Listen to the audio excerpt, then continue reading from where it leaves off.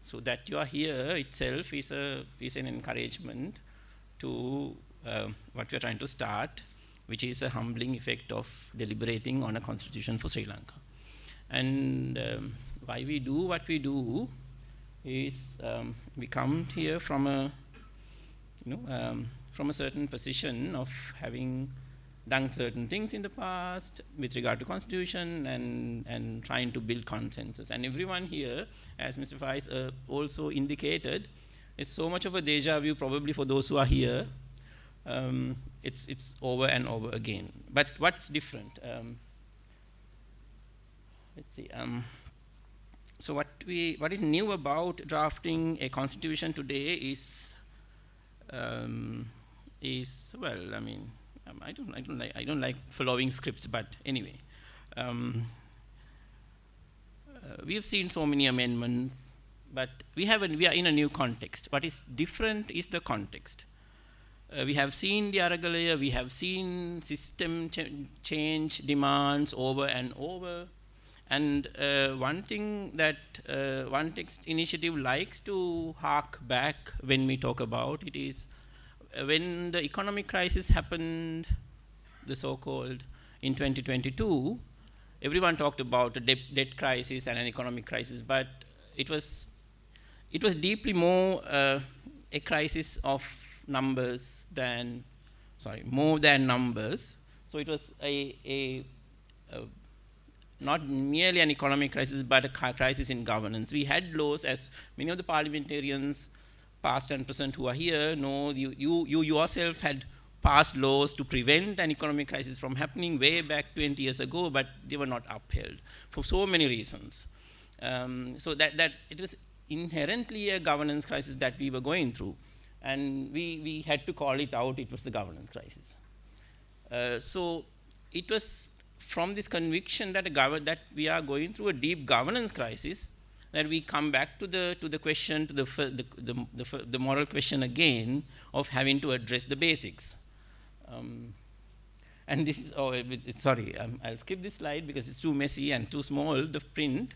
This is how the One Text Initiative, like in the previous years, we, during 2002 to 2020, like 2022 to 24, what we did was like deliberating on different sides of the governance crisis. So it all starts with a lack of a shared vision on the constitution. So a nation that lacks a shared constitutional vision that everyone shares. So that's our point of departure. And this reflects in some of the studies that we did to understand the crisis.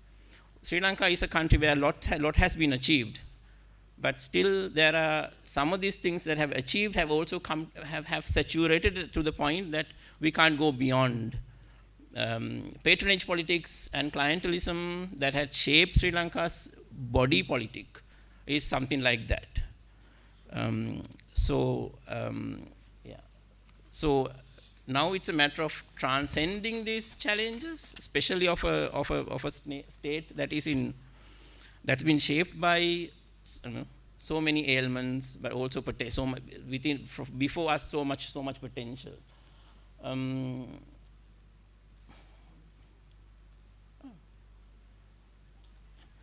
What we see today, for everyone who has a deja vu about so many constitutional debates, is that we see a new situation where we can talk about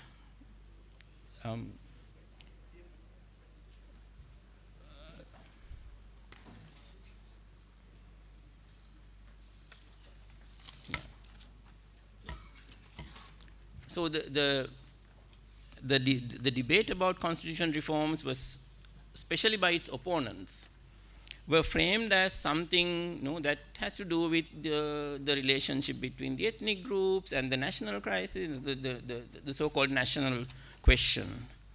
But since Sri Lanka could not avoid an economic crisis, and then the deep governance crisis and the demand for system change has sidelined that debate and the more or less a broader demand for constitutional reforms has emerged. Like addressing some people you meet on the street might not say we need a constitutional change, but they might say we need a deep change. The way we do things have to change from within. And that is what is a demand for a constitutional change.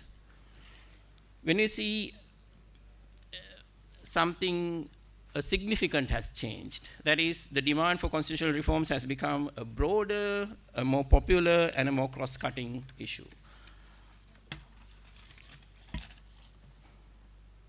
So it's about addressing deeper governance crisis.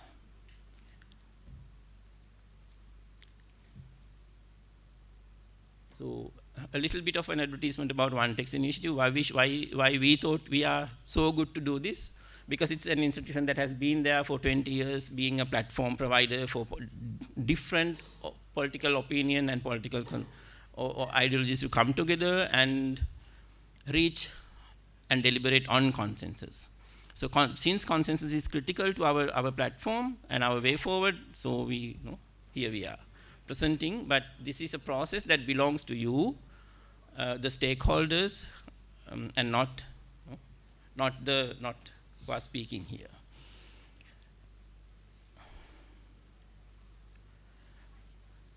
And I think I skipped a slide here.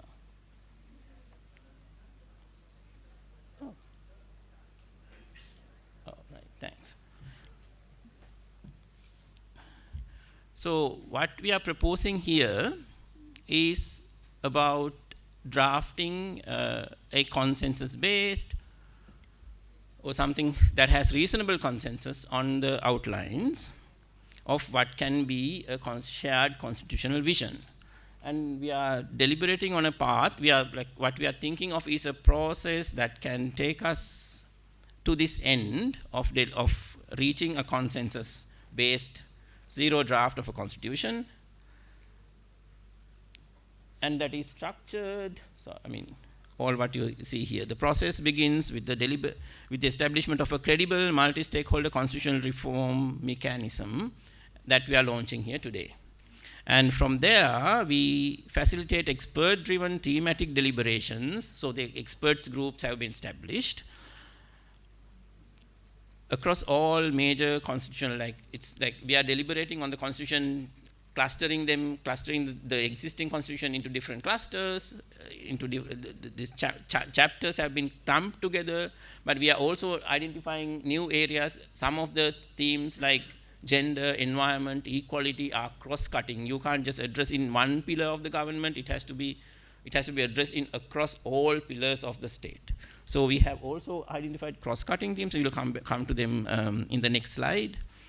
But we are also thinking, these deliberations are organized. So what we are planning to do is, in terms of the process, to develop a constitutional vision that is agreed by the key stakeholders, and then that will go into a zero draft again with political and civil society stakeholders, and then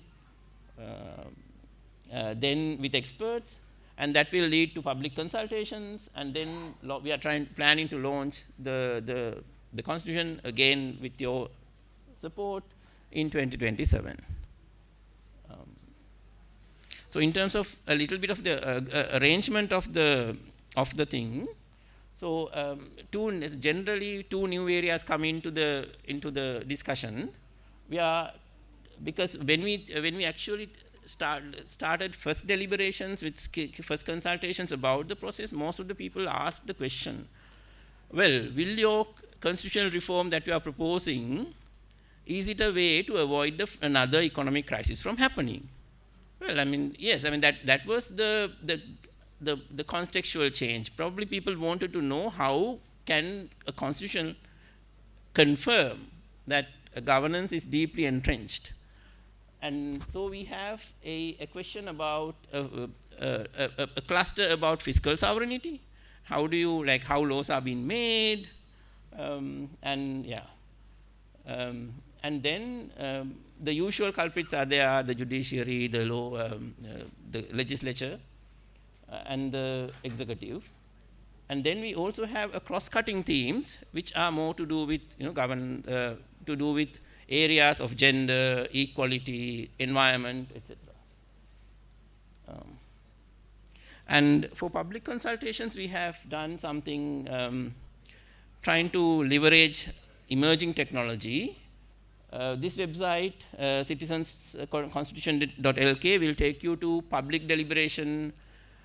Also, it hosts all the previous drafts, new constitution, different constitutional proposals that people have been making, and this also promotes public discourse. People can come on board and comment, and like it's a resource you can download, and you also contribute to it. So we are because we are not a big national platform, as in, you know, like we are not a big organization. We are not the government basically, but we are trying to do something very large. So the leveraging technology is critical for us going forward quickly.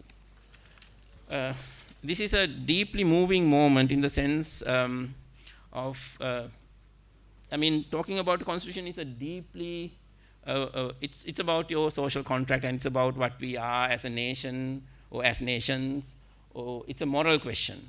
So how do we, so it's dealing with the state. I mean, the presence of a state in our part of the world, how you look at the state, what is the limits of the state, and what I mean, if you look at the, like, because we are a country that I think it's common to the region. We look at the delivery of East Asia, and also we prefer the argumentative Indian, you know, like the liberal, or like the free thinking nature. So we are in between. So this is something that we need to deeply understand and also find solutions to in terms of a way forward.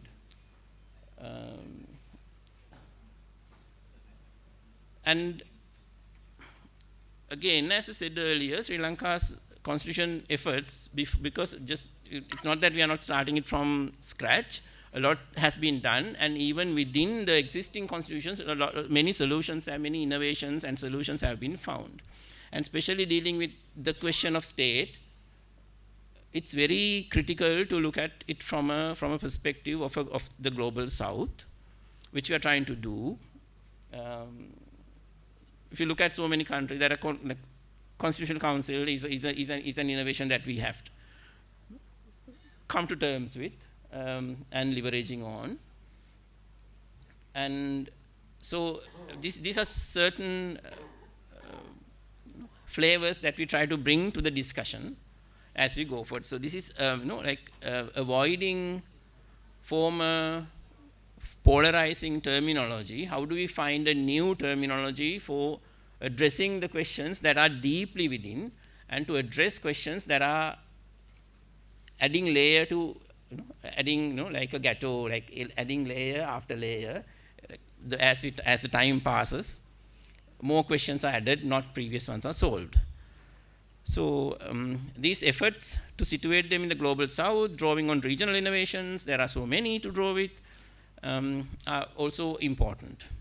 And I will go to the end of my slides now. This event wouldn't have come together for OTI without the support of Nexus Research. They have made this possible by inviting, most of you must have been invited by them, and Professor Charita, Mr. Karu Parnvithana. I mean, the team has been very, have made it possible for us to come here today and speak. So thank you very much, and also the staff, because there's no vote of thanks separately. I want to thank you all for participating today. This is only a start. We'll be bothering you in the future again and again, because this is, without you, this will not happen. And everyone accepting the invitation, including Professor Ubudugama for the keynote and all the panelists, and also the team,